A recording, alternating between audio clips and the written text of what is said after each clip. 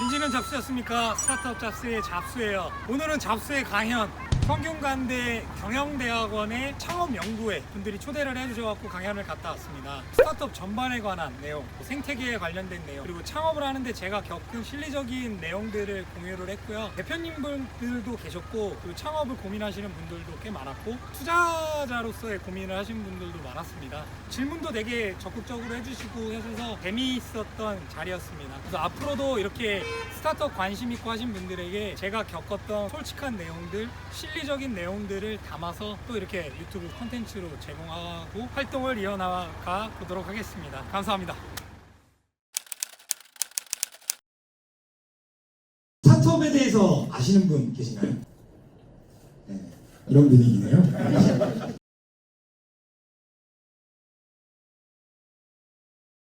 되게 중요한 질문을 해주셨어요. 그러니까 대표는 함께하는 사람들한테, 투자자도 마찬가지지만 명확한 비전을 제시할 수 있어야 되는 거죠. 그게 잡수랑 뭐를 하나 해보면은 뭐가 될 것 같다. 얘가 그간 해오는 행적들을 봤을 때 얘는 어떻게든 해낼 것 같아. 의 느낌을 주는 거. 사실 세부적인 여러 요소들이 있겠죠. 비즈니스 모델이 될 수도 있겠고, 백그라운드가 될 수도 있겠고. 근데 그게 이 시드 단계에서는 이 사람에 대한 내용인 것 같아요. 실리콘밸리에서도 특정 투자사의 심사역은 6개월 동안 그 사람과 술을 마시고 집에서 같이 살아보기도 하고 이런다고도 하거든요. 실제로 한국 스타트업 창업가 중에 젊은 여성 CEO가 있었는데 해외로 넘어가서 심사역 분과 한 2달 동안인가 생활을 했는데 투자 유치가 됐다고 합니다. 그런 관계식이 중요한 것 같아요. 저는 제가 일하는 모습들을 계속 이 친구 같은 경우 사람 간의 관계, 그런 데서 좀 방향성이 나오지 않나 싶습니다.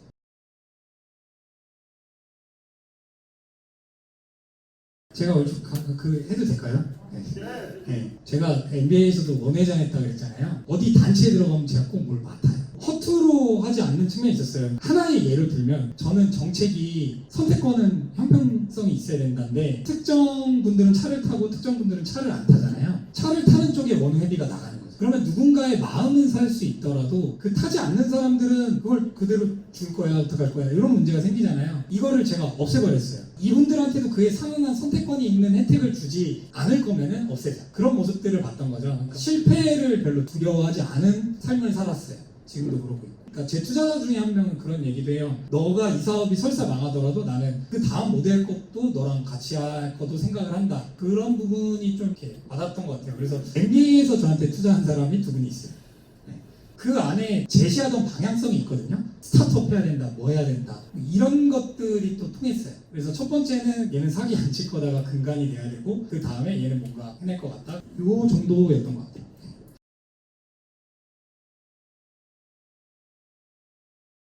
그래서 제가 첫 번째 챕터에 넣었던 이 질문을 해주신 분들이 상당히 많아요. 그리고 그 방향을 해볼 분들도 많은데, 창업하자고 하잖아요. 나 말고 없어요. 진짜 다 내려놓고 하자 그러면 없거든요. 그러니까 파트타임을 해서 해도, 이건 제 개인적인 생각입니다.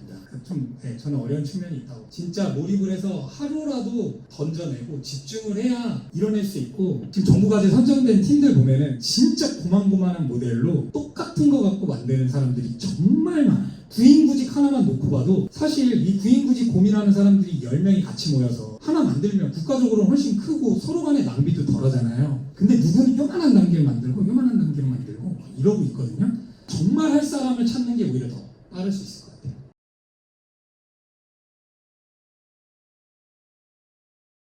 이거요? 사실 이것도 정답은 아닌데요. 저는 그렇게 했어요. 저 액면으로 자본금 참여 들어가고, 제 공동 파트너가 저 다음인 거죠. 이 회사의 기여도로 치면. 그 친구를 세배수를 적용을 했어요. 그리고 같이 창업하던 시기에 삼성전자 다니는 친구랑 이제 회계사 친구는 같이 고민을 했음에도 고문 역할만 하는 거죠. 그래서 각자 업이 있는 상태에서 참여를 했기 때문에 거기는 6배수를 좀 적용을 했어요. 그래서 이때 약간 걸렸어요, 시간. 왜냐하면 지분 욕심이 사람인지라, 아무리 친구고 뭐 관계가 꽤 좋다 그래도 그럴 수밖에 없겠죠. 그래서 납득하는 노력을 계속 참치집에서 했죠. 이렇게 자료 조금씩 만들면서. 항상 그게 중요합니다. 제가 투자했던 기업 중에서 초창기의 기업 가치를 너무 높게 받았어요. 그래서 나중에 이 회사가 어려워졌을 때 이때보다 낮게 받았어요. 한 4년 지났는데. 그러니까 초기 투자자들이 상실감이 어마어마한 거죠. 이렇게 높이는 방향을 취했고, 미국에서는 이렇게 한다고 합니다. 컨버터블 노트라는 방식이 있어요. 초창기에 가격이 결정되지 않아요. 시드 단계에 투자를 할 때 VC가 투자를 하면 그때 밸류에이션이 책정이 되잖아요. 100억 밸류다. 그러면 그 전에 들어온 시기별로 할인율을 적용을 합니다. 근데 이게 제가 지금 적용하고 있는 방식이에요. 저는 이때 들어가고 역으로 가는 방식이 아니라 지금부터 계속 끌어올리는 거죠. 투자하겠다는 사람이 있는데 이거를 만족을 안 하면 아무리 돈이 중화해도 제가 받지를 않아요. 기존 주주들의 권리를 계속 보호를 해주는 거죠.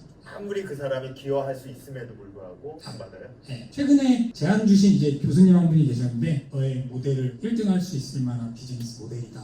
지분 얘기를 무상 얘기를 하시는 거예요. 같은 공동 파트너는 동요하죠. 왜냐하면 우리가 창업 경험이 없고 뭐 만들어가는 과정이다 보니까 달콤한 유혹일 수도 있는 거죠. 근데 안 했어요. 전 그거 되게 잘했다고 생각했어요. 근데 이 교수님이 참여하면 성공할 수도 있는 거잖아요. 아니 그거 아니어도 성공할 수 있으니까요. 이런 깡깡이 좀 필요합니다. 그러니까 난 지금 현재 잔고가 회사 잔고가 1,000만 원이 있을지언정 그래도 이 사람들의 반할 만한 행동을 하면 안 된다. 이런 철학이 되게 중요한 것 같습니다. 그러면은 또 그 철학을 좋게 봐주시는 분이 갑자기 나타나서 구원의 손길을 내주시더라고요. 그게 정부가 됐든 투자자가 됐든 그런 것 같습니다.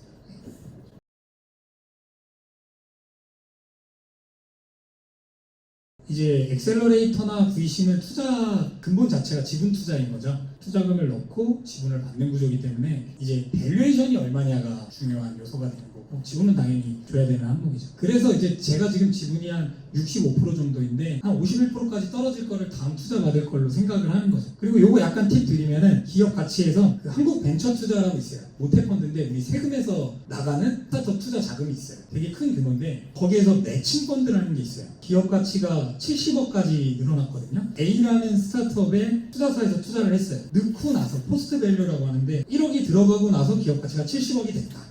그러니까 그 전에는 69억이었던 거죠. 그 가치에 똑같이 자금을 매칭을 해줘요. 지분 투자가 들어오는 거죠. 그러면은 2억을 받을 수 있는 거죠. 심지어 이게 제도적 기업이냐 아니면 엑셀러레이터에 받았느냐 하면 이메스까지도 받을 수 있어요. 그래서 저희도 지금 그 계획이 있거든요. 저는 70억 밸류에이션에 1.5억 투자 유치를 계획을 하고 있는데 모태펀드에서 3억까지 받을 수 있는 거죠. 그게 약간 스톡옵션 같아서 매칭펀드가 지분을 보유하고 있거든요. 그거를 1년 뒤부터였나 2년 뒤부터였나 50%까지 이 투자했던 사람이 매수할 수 있어요. 그러니까 내가 처음에는 1억을 투자했는데 이거 봐라 성장하나 하는데 그때 가격으로 살 수 있는 거죠. 그러니까 되게 매력 있는 거라 스타트업 하시면은 요거를 고려하시는 게 좋을 것 같습니다.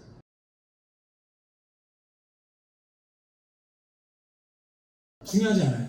왜냐하면 저는 사실 보통주로 참여를 해도 제가 관여 안 하거든요. 알아서 하시는 분한테 투자한 거예요. 그러니까 그렇게 생각을 하는 거죠. 제가 할 사업은 하나 있는 거고 이게 어떻게 보면 분산 투자거든요. 이건 제 시간과 모든 에너지를 투입을 하는 투자. 자금적인 투자는 또 다른 플레이어가 하나 있는 거죠. 그 대표님은 저보다 훨씬 대단하고 이런 사람이지만 제가 생각해놓은 전략에서는 저의 말인 거죠. 플레이어가 되는 거죠. 지금 제가 경험을 하고 역량을 쌓아가고 그 초창기에 팀에 투자를 하면은 관여를 아마 할 거예요. 그 정도의 역량이 그때는 가능할 거라고 생각을 해서요. 하지만 지금은 그 단계도 아니고 그 사람이 알아서 잘하는 데에 투자하는 게 맞다고 봅니다. 왠지 보통주 하셨을 것 같은데요. 상환전환 우선주였어요. 그래서 저는 사실 상환하는 개념은 없어도 된다 그랬거든요. 그리고 그 개인 투자 조합을 할 때 조합원들과 규약이 있어요. 이게 인감도장 다 찍거든요. 절대적이에요. 업무집행 조합원이라고 이 펀드 장이거든요. 그럼 저의 역할이 되게 커요. 그래서 제가 언제 팔 건지 결정을 할 수 있고 그냥 선택권이 가 있어요. 근데 중간에 조합원이 나 자금 받고 나가고 싶어요. 못 빠져요. 그러니까 그 규약이 사망하지 않는 이상 못 빠져요. 네. 아니면 전원 동의. 전원이 다 인감도 찍어서 동의를 해야 되기 때문에 거의 권한이 이제 이쪽으로. 조합장. 네. 그래서 그것도 보고 고려하고 투자를 해야 되는 부분인 거고 저 같은 경우는 투자를 할 때 이제 이 대표님은 걱정을 하는 거죠. 다수가 투자자면은 여기에서 뭔가 문제 생기지 않을까 걱정 마십시오. 제가 권한을 갖고 있고 이렇게 할 겁니다.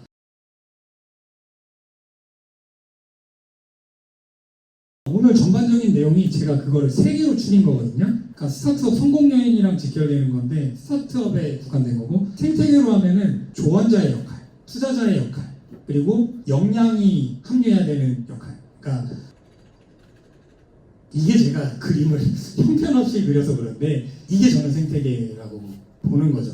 이게 융합이 됐을 때 창업을 제가 하는데 제가 아무리 좋은 역량이 있어도 지금 함께 하시는 분들이 앞으로도 지속적으로 들어오지 않으면 안 되기 때문에 그러니까 사실 대기업 쪽이나 안정과 화해 리턴 이 간극에 있어서 저는 안정을 안정이라고 보지 않거든요. 그냥 정해져 있는 거지. 저는 사회초년생을 23살에 해갖고 빨리 깨달을 수 있었어요. 이렇게 돼서 내가 남들보다 빨리 부장 달고 승진해봐야, 이거 말이 조심스럽게 되는데, 그래도 뭔가 정해져 보이는 게 인생에서 너무 한정적이어 보일 수 있다는 생각들을 했거든요. 지금 우리나라 스타트업이 활성화되려면 우리나라 인재들이 의사 쪽이나 어떤 대기업 쪽이나 이런 분야보다는 스타트업에 뛰어들어서 좀 더 혁신적인 모델을 글로벌로 끌고 나가주는 모델이 나와줘야 되는 게 첫 번째고, 이 팀들이 모였을 때 이거 돈 얼마 될까야 하는 투자자들이 아니라 이 팀 훌륭하다, 해볼만하다, 좀 실어줄게, 나도 뭐 도움될 만한 거 있으면 얘기해줘, 이럴 수 있는 우리 인생의 선배님들. 그래서 제 첫 번째 영상이 사실 이 내용이에요.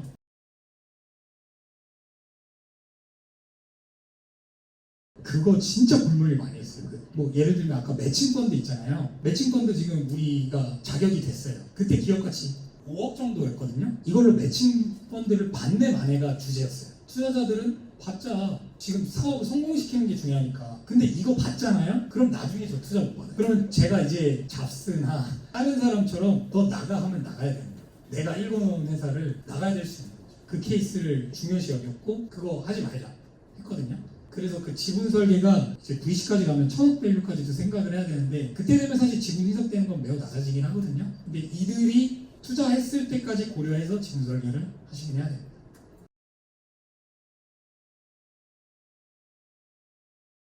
그게 조금 바뀌는 부분이 있는데요. 제가 약간 부끄러워서 안 나온 게 있어요. 저희 미션과 비전인데요. 네.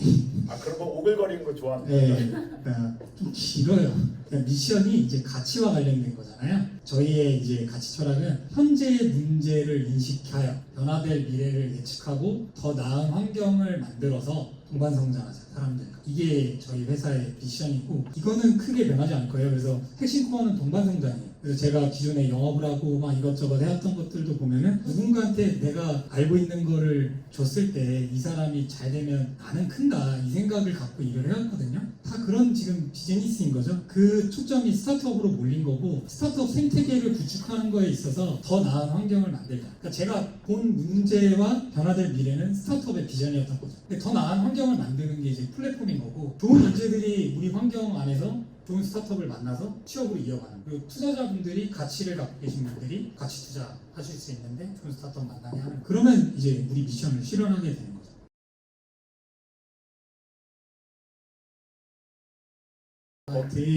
되게 흥미로운 질문. 그래서 제가 만들겠다는 게 이 주제였어요. 양적 성장을 하는 게 우리나라 플랫폼이에요. 스타트업 관련 플랫폼들 아니면 여타 플랫폼들 보면은 다 양적 성장한 다음에 광고 모델 적용하는 수익 모델 요거를 하거든요. 그러다 보니까 예를 들어서 스타트업 구인구직 플랫폼이 있으면은 한 10,000개가 등록이 돼요. 그럼 이 안에서 어떠한 매칭이 이루어져야 되는가가 핸들링이 필요한 거잖아요. 질적인 매칭. 이 요소를 터치하는 게 고민들은 다들 있을 건데, 일단 양적 성장 모델로 해버리니까 전환하기가 어려운 거죠. 플랫폼 비즈니스가 처음에 이제 사람을 어떻게 끌어올 거냐의 문제, 이것만 생각하고 하면은 양적 성장이 되는 거죠. 이제 두 번째는 이 구성원들 간에 정의를 내렸겠죠. 사용자들은 정의를 해놓으면 여기를 어떻게 상호작용을 시킬 거냐. 링크드인은 어떤 정보를 교환 안 하죠. 이 사람의 이력, 뭐 평판 이런 것들을 서로 공유하는 거, 페이스북도 서로의 스토리를 공유를 하고, 그러니까 이런 상호작용하는 게 있고, 마지막 단계가 이제 매칭인 거죠. 저 사람과 저 사람이 원하는 정보를 매칭해주는 것까지 가야 다수가 연결되는 거에서 효율적인 것까지 추진이 되는 구조로 뛰는 모델이 나오는 거죠.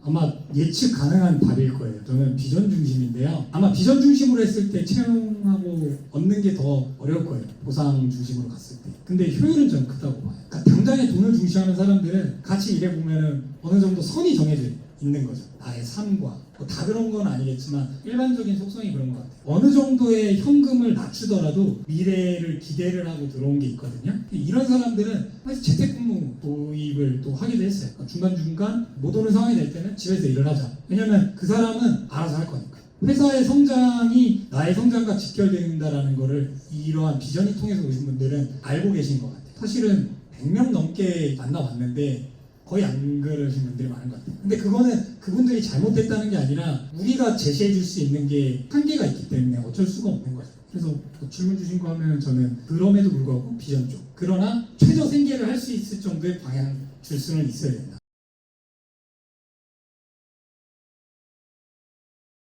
그래서 이게 바로 저희 플랫폼에서 그 매칭과 관련된 요소인데요. 플랫폼에서 제가 어떻게 풀려고 하면 이게 약간 사업 모델이긴 한데요. 유일하게 이 분류가 있을 거예요. 저희에서.